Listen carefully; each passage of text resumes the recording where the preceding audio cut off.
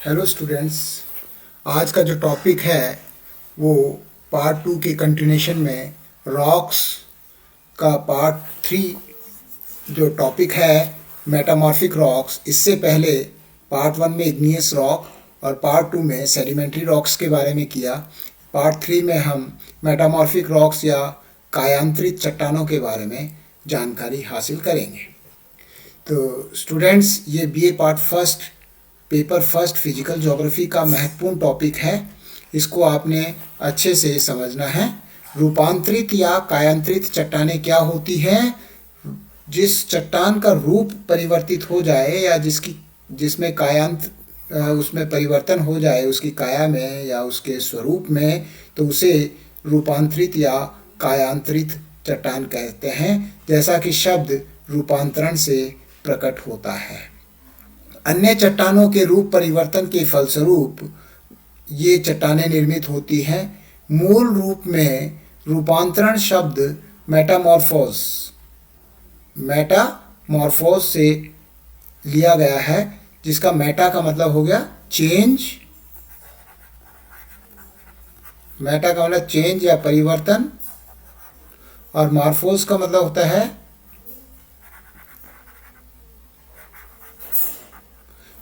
मॉर्फोस का मतलब उसके फॉर्म के अंदर उसके चेंज, यानी जिसका तात्पर्य है रूप परिवर्तन से या चेंज इन द फॉर्म।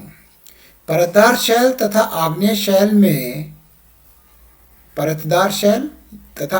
शैल में रूप परिवर्तन के फलस्वरूप रूपांतरित शैल का निर्माण होता है। तो ये महत्वपूर्ण चीज है कि यानी कि आग्नेय शैल और परतदार शैल की चट्टानों में जब रूप उनका परिवर्तन हो जाए तापमान और दबाव के कारण, तो उसे रूपांतरित चट्टान कहते हैं। रूपांतरण की जो क्रिया है, प्रोसेस ऑफ मेटामॉर्फिज्म, का साधारण अर्थ रूप परिवर्तन से होता है।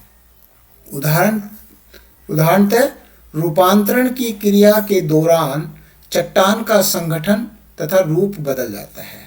चट्टान का जो कंपोजिशन है, संगठन तथा उसका फॉर्म बदल जाता है, परंतु चट्टान में किसी प्रकार का विघटन एवं वियोजन नहीं होता।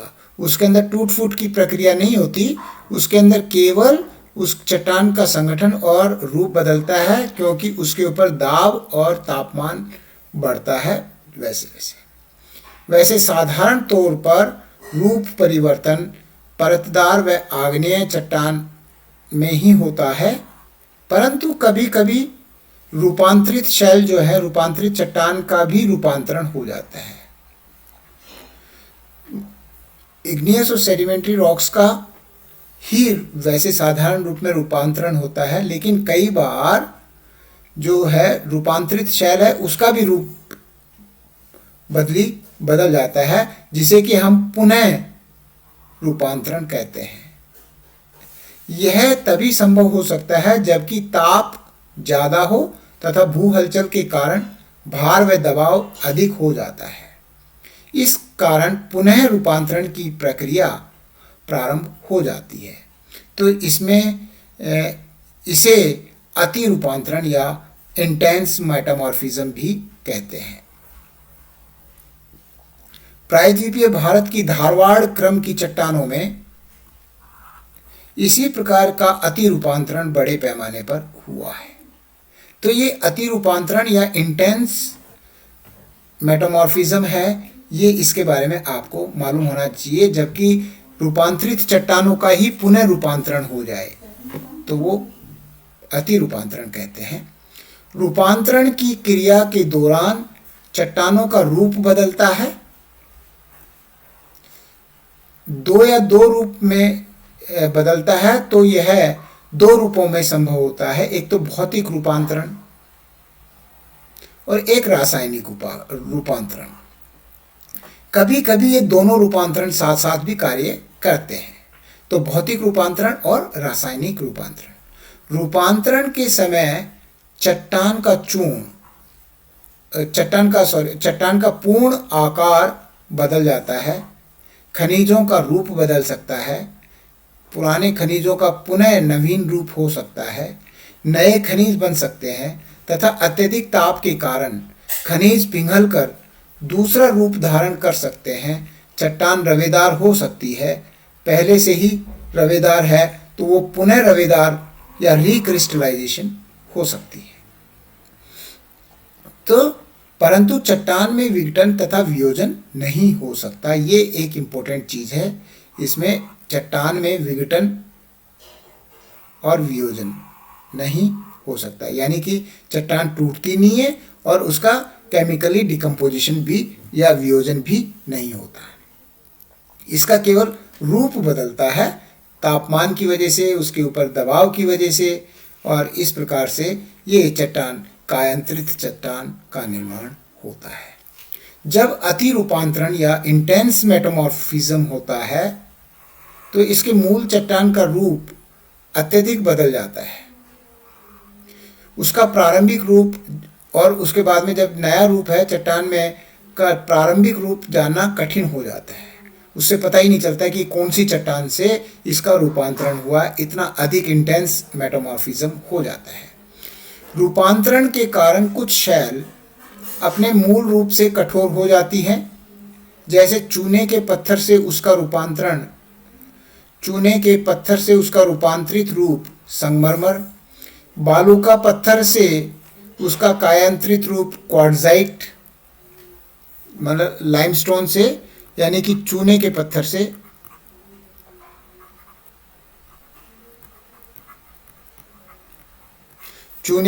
से संगमरमर बनता है, और बालू का पत्थर जो है सैंड स्टोन जो है बालू का पत्थर, इससे इसका रूपांतरण होता है तो ये क्वार्ट्जाइट बन जाता है, क्वार्ट्जाइट।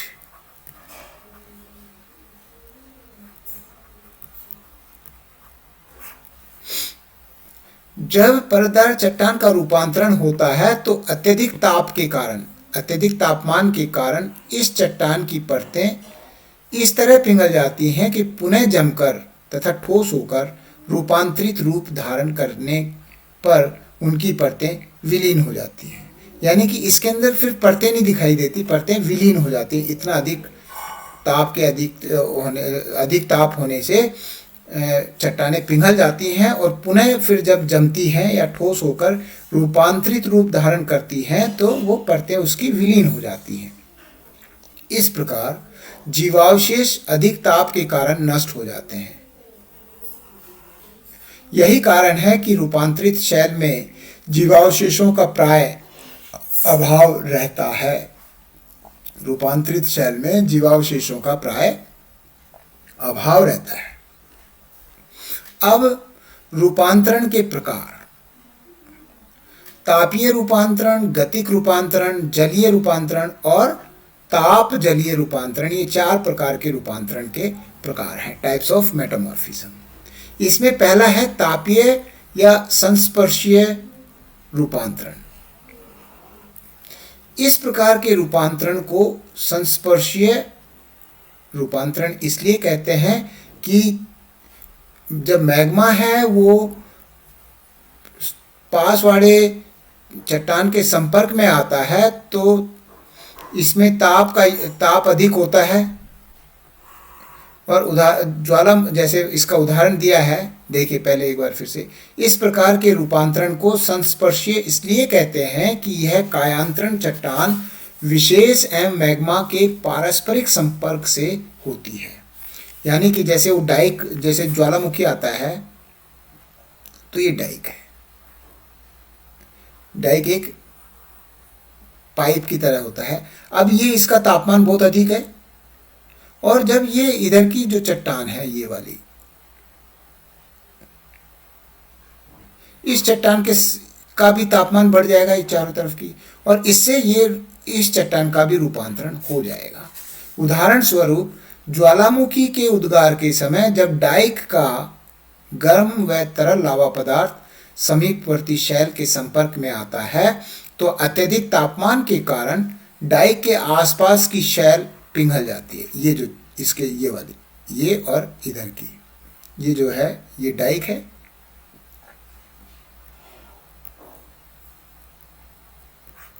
इसका रूपांतरण हो जाता है इस चट्टान का।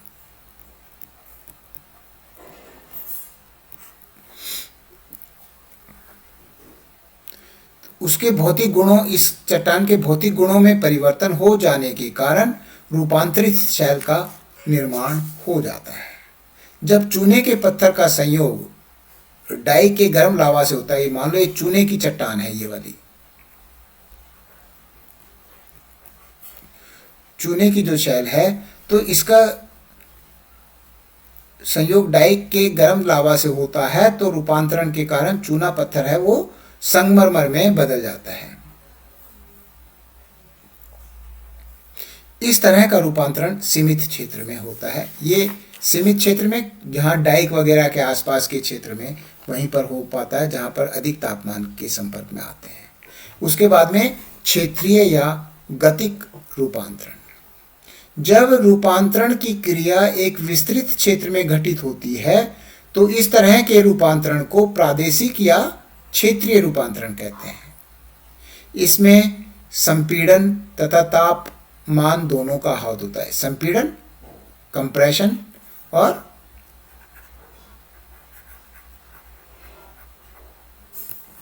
कंप्रेशन प्लस टेम्परेचर, ये दोनों का इसमें रोल होता है। उदाहरण के लिए पर्वत निर्माण के समय जब अत्यधिक संपीड़न के कारण परतदार शैल मुड़कर अधिक गहराई तक चली जाती है, परतदार जो चट्टान है वो अधिक गहराई तक मुड़कर चली जाती है, किसके कारण? पर्वत निर्माण के समय जब अत्यधिक संपीड़न या कंप्रेशन बल जो लगता है, ये इस प्रकार से, जब ये वाला भाग अत्यधिक गहराई में चला जाता है, किस वजह से? कंप्रेशन की वजह से। इधर से भी बल लग रहा है और इधर से भी बल लग रहा है, तो ये अधिक गहराई में जाने के कारण शैल मुड़कर अधिक गहराई में चली जाती है। तो वहाँ पर अब नीचे जब है, यहाँ पर अधिक ताप है, तापमान अधिक है, और तापमान अधिक होने के कारण शैल का रूप बदल जाता है। इस तरह के रूपांतरण में रूपांतरित शैल रवेदार हो जाती है, यानी कि उसमें कोर्स ग्रेन्स दिखाई देते हैं। इस प्रकार के रूपांतरण प्राय पर्वतीय क्षेत्रों में पाए जाते हैं। इसके बाद में जो जलीय रूपांतरण है, जलीय रूपांतरण कई रूप में होता है। जल के साथ रासायनिक पदार्थों के मिलने से घोल के रूप में चट्टानों के खनिजों में परिवर्तन आ जाता है। इस तरह का रूपांतरण नेग्लिजिबल या नगण्य होता है। उसके बाद में ताप जलीय रूपांतरण यानी थर्मोहाइड्रो मेटामॉर्फिज्म। जब चट्टानों के ऊपर गर्म जल होता है और जल के भार तथा दबाव तथा जल की वाष्प से चट्टानों में परिवर्तन हो जाता है। इस तरह के रूपांतरण को भौगोलिक दृष्टि से ये भी बहुत महत्वहीन है। तो ये इस प्रकार से 4 प्रकार से रूपांतरण होता है, जिसमें महत्वपूर्ण है तापीय या संस्पर्शीय रूपांतरण। अब रूपांतरित शैल का वर्गीकरण। कायांतरित शैल का वर्गीकरण आसान होता है, क्योंकि प्राय उन मौलिक चट्टानों के आधार पर जिनमें रूपांतरण हुआ है, इन चट्टानों का वर्गीकरण किया जाता है। ये मौलिक चट्टानें अवसादी या आग्नेय शैल हैं। कभी कभी अत्यधिक परिवर्तन के कारण मौलिक शैल के सारे लक्षण लुप्त हो जाते हैं। मौलिक चट्टान के सारे लक्षण लुप्त हो जाते हैं तथा पता लगाना कठिन होता है कि रूपांतरण के समय चट्टान का मौलिक रूप क्या था। इस अपवाद को छोड़कर मौलिक चट्टान के आधार पर रूपांतरित शैल को 2 वर्गों में विभाजित किया है। पहला है अवसादी चट्टानों से रूपांतरित शैल में परिवर्तन, यानी कि सेडिमेंट्री रॉक से और मेटामॉर्फिक रॉक में परिवर्तन। इसे मेटा सेडिमेंट्री भी कहते हैं। इसमें अवसादी शैल जैसे शैल, चीका मिट्टी का, इन दोनों का किसमें परिवर्तन?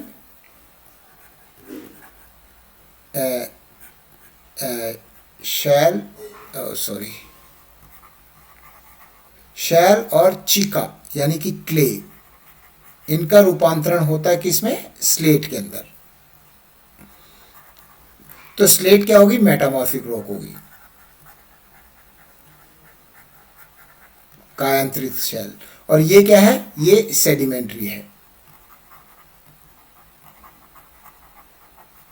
तो परीक्षा में पूछ लेते हैं कि कोई दो ऐसी सेडिमेंट्री रॉक्स बताइए जिनका मेटामॉर्फिक रॉक में परिवर्तन हुआ होने के बाद में उनका नाम पूछ लेते हैं। तो शैल और क्ले का है वो स्लेट के अंदर परिवर्तन हो जाता है, और चूने का पत्थर जो लाइमस्टोन है वो मार्बल में या संगमरमर में परिवर्तन होता है।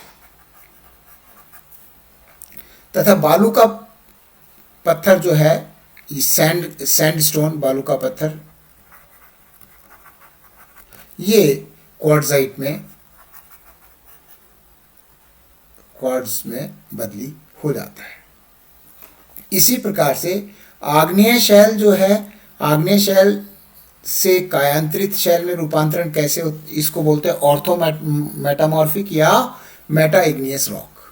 जब आग्नेय चट्टानों का रूपांतरण होता है तो उसे आग्नेय रूपांतरित शैल कहते हैं। अब इसमें इसका उदाहरण है ग्रेनाइट से नीस। ग्रेनाइट जो चट्टान है उससे नीस का निर्माण होता है।